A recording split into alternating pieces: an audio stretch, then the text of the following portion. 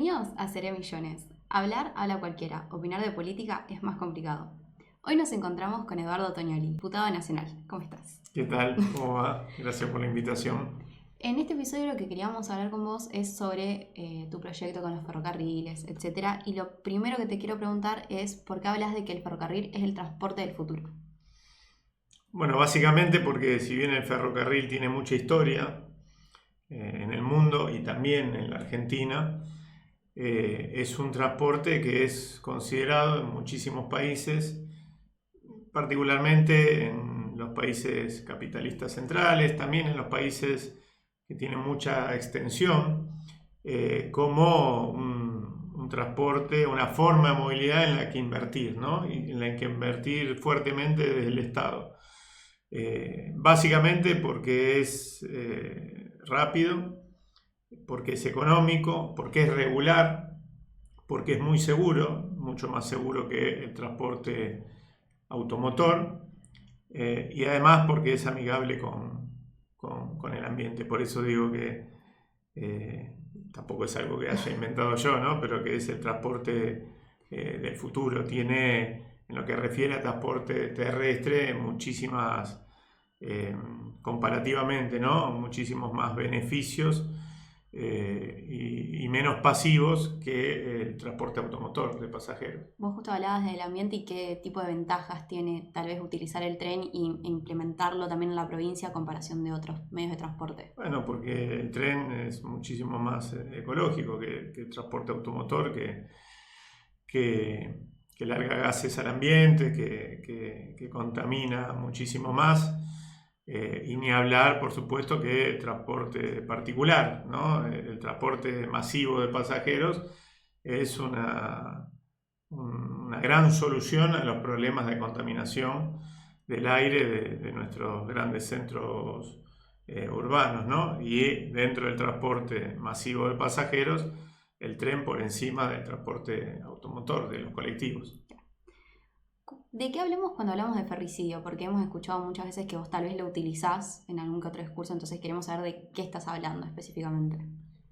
Bueno, ferrocidio es una figura que por lo menos en mi caso lo he leído de un autor, Miguel Ángel Sena, que escribió en su momento, luego o durante la década de los 90, algún libro que llevaba ese título, y que refiere la idea de la eliminación del ferrocarril como modo de transporte. Las políticas antiferroviarias no son nuevas, ni siquiera nacen en la Argentina en la década de los 90, ni en el mundo. Hubo mucho tiempo antes, los 50, 60, algo que llamó el Plan Larkin, que fue un plan ideado y motorizado por la industria automotriz a nivel internacional, que buscaba eliminar, primero estigmatizar el ferrocarril como forma de transporte y luego, por supuesto, eliminarlo e ir raliándolo en beneficio del transporte motorizado particular, ¿no? Del automóvil, bajo la idea de que, por ejemplo, era peligroso, y para eso se tomaban referencia a algunos accidentes ferroviarios, que por supuesto los hay, ¿no? Como en toda actividad de estas características, pero está lejos de llevarse las vidas que se lleva el transporte automotor en nuestras rutas y en nuestras calles.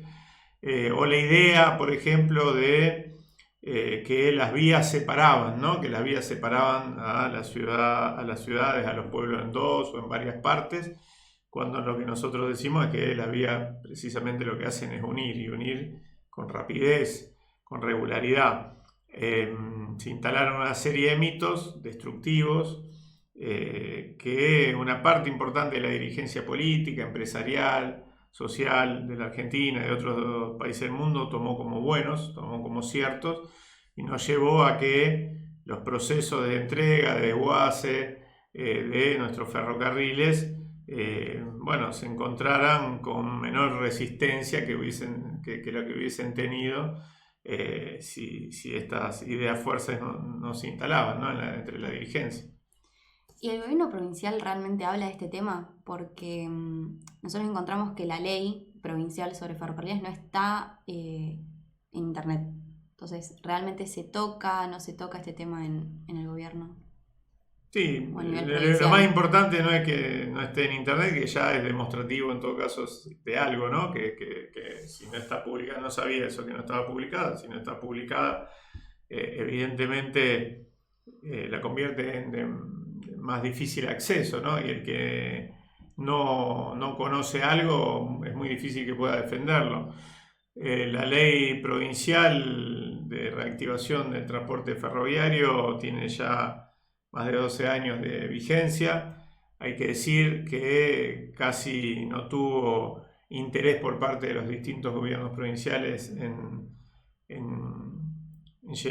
cumplirse, en llevarla adelante, salvo una parte de la última gestión del peronismo, durante la gestión Perotti, en la que se avanzó, ¿no es cierto?, con algunas iniciativas en aras del cumplimiento de la ley. De hecho, de ese momento data los primeros aprontes y las primeras inversiones para recuperar el servicio entre Santa Fe y Laguna Paiva.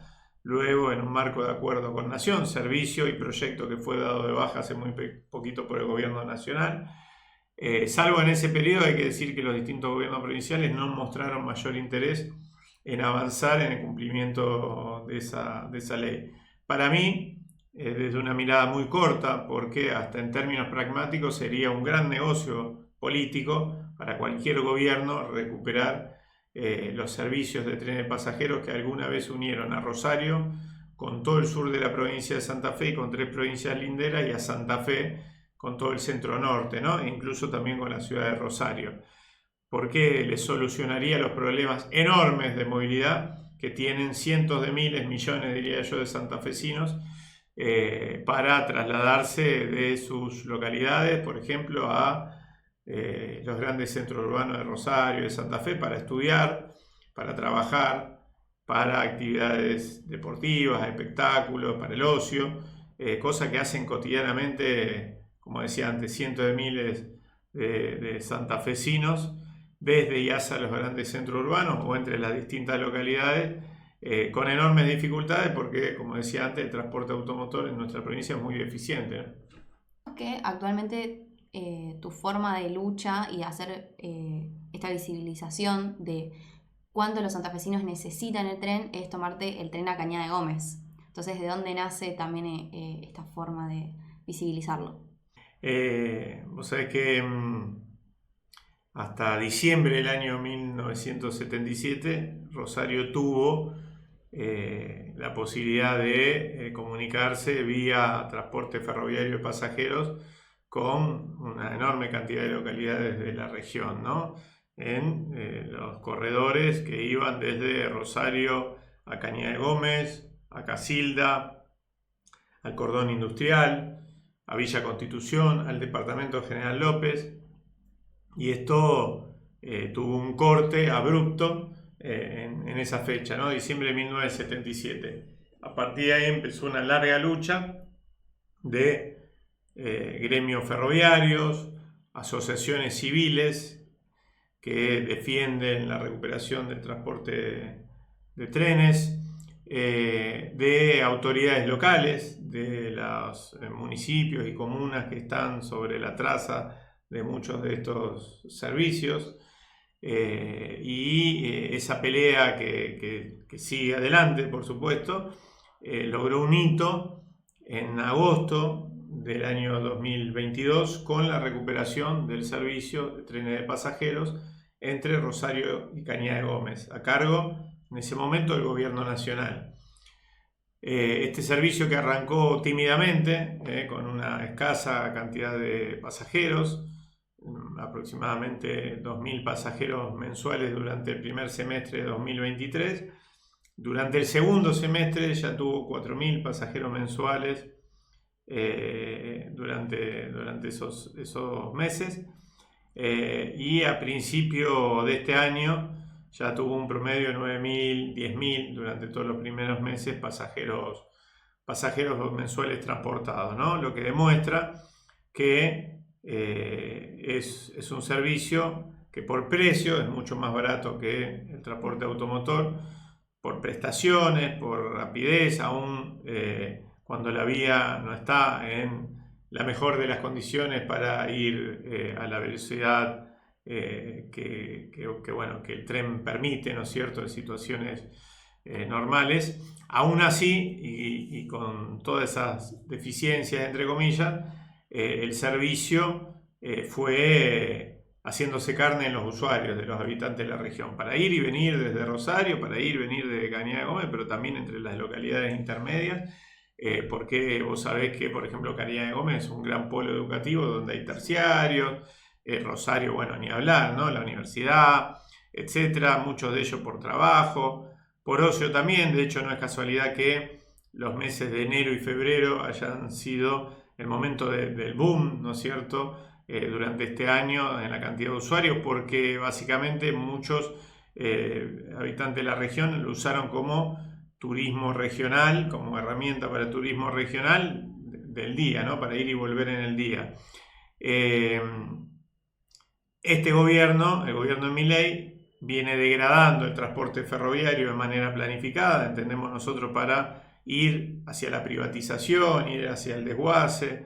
Eventualmente, cuando algún servicio no pueda ser privatizado, directamente para su cierre, no le interesa, repele todo lo que tenga que ver con el transporte ferroviario, y en ese marco, distintas formas de visibilizar lo importante que es para los habitantes de la región ha sido la utilización del servicio, la generación de algunas movidas en las distintas localidades, de distintos viajes, de alguna manera para reclamar, con la presencia de dirigentes políticos, de entidades civiles, de vecinos y usuarios del servicio, para visibilizar y mostrar la importancia que tiene el tren para toda nuestra región, y lo importante que sería que este sea solo el puntapié inicial de algo mucho más ambicioso, que es recuperar lo que llegó a ser en algún momento la segunda red ferroviaria de transporte de pasajeros en el país, por su alcance, por su dimensión. La primera era y sigue siendo la que comunica a la Ciudad Autónoma de Buenos Aires con todo el conurbano bonaerense. La segunda era la que comunicaba a Rosario con todo el sur de Santa Fe. Vos hablabas de privatización y quería saber hoy cómo podríamos argumentar esa privatización, pues sabemos que en la lógica de los 90 con el menemismo era cerrar ramal, entonces hoy cómo podemos buscar una respuesta ante eso.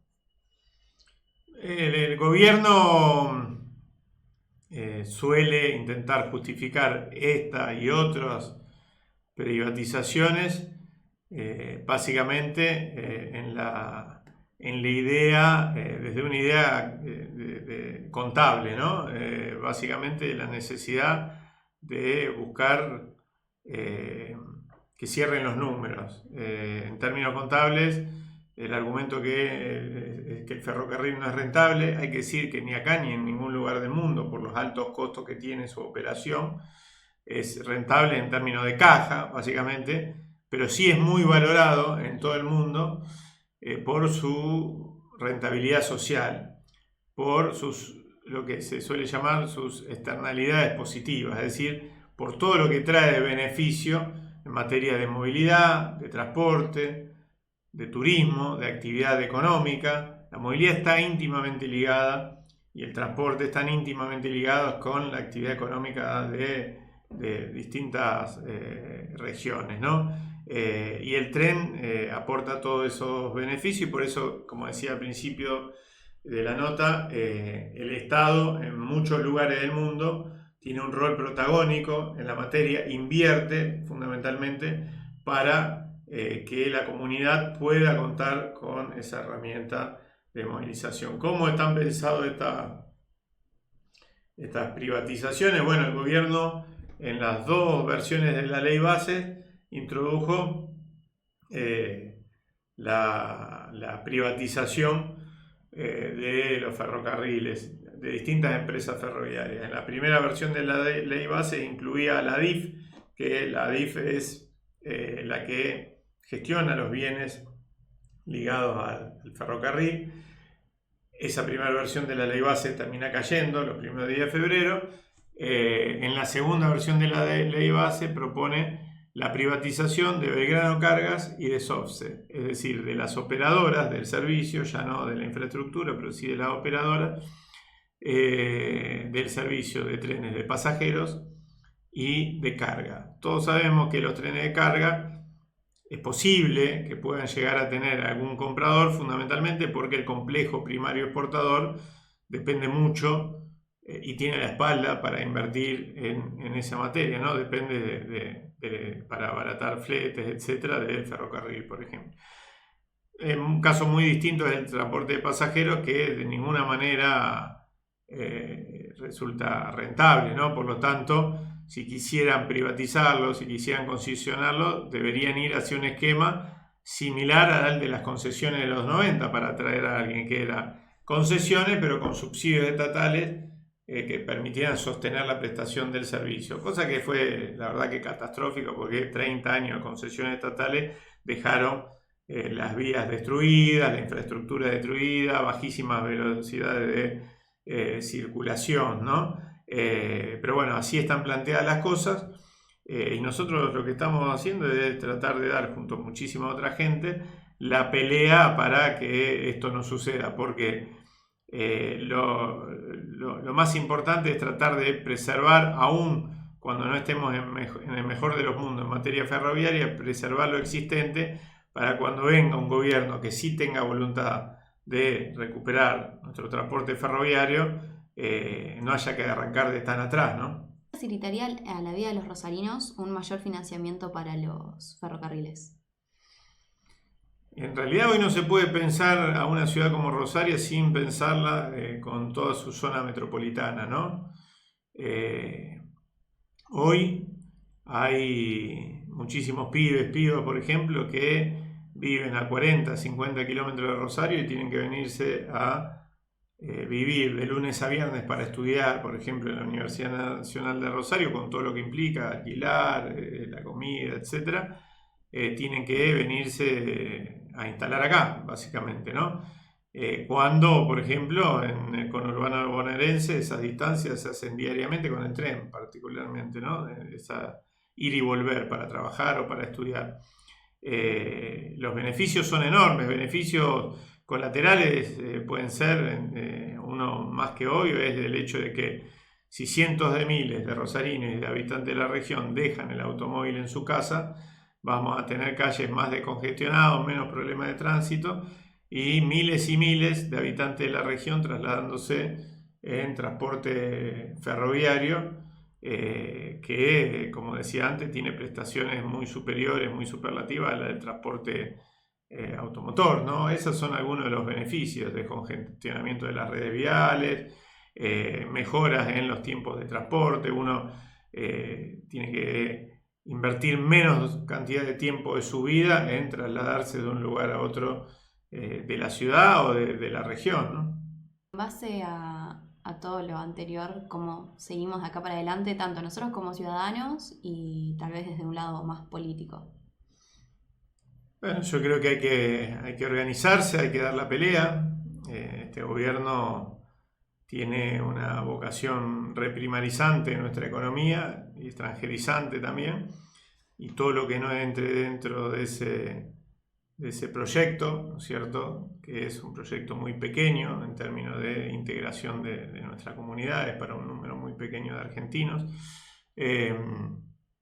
Todo lo que no entre dentro de ese proyecto va a la picota, ¿no?, al desguace, a la privatización, a la entrega, etc. La red ferroviaria entre ellas. Entonces, en ese marco, yo creo que la defensa de nuestros ferrocarriles argentinos no deja de ser parte de la defensa de todas las instituciones, las empresas públicas, los valores, los principios que alguna vez hicieron grande a la Argentina, que alguna vez la convirtieron en un país pujante, con movilidad social ascendente, con trabajo, con producción, con enormes capacidades nacionales, enormes capacidades estatales, entre ellas la de transportar personas y cargas a lo largo y a lo ancho del país a través de su red ferroviaria. Bueno, creo que todo eso hay que defenderlo de este intento arrasador, y de esa defensa no tengo dudas que van a ser una mejor Argentina. Bueno, Muchísimas gracias, Eduardo, por participar en este episodio y también queríamos agradecer a Igualar Rosario por prestarnos el espacio. Nos vemos en el próximo episodio. Gracias.